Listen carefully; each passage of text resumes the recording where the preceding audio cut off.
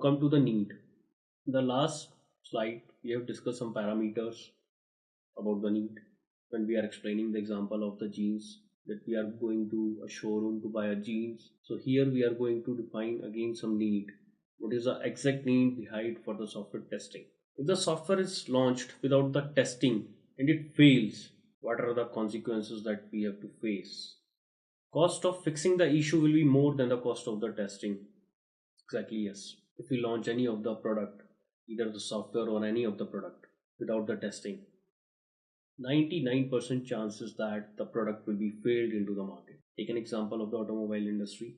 If any of the automobile industry or any of the organization is going to launch a car and they claim that this particular diesel or petrol variant will give 20 or 25 kilometers per liter in the city or in the highway without the testing, definitely it failed. So that's why we need the testing. That's why the testing is mandatory. Nowadays we all are very fond of the smartphones. We all know that smartphones are very much delicate. The industry that work on it, they have the very hard testing on that smartphones. Like sometimes the phone is slipped from the hand and fall on the ground.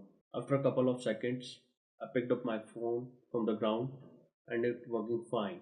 That is again a part of testing. The industry that behind on that smartphone, they have tested that gadget, that smartphone. They have dropped that particular phone from the 10th floor and found that if the phone is working fine or not. At that point of time, we can say we need the testing. Now, next point, loss of the customer confidence. Exactly.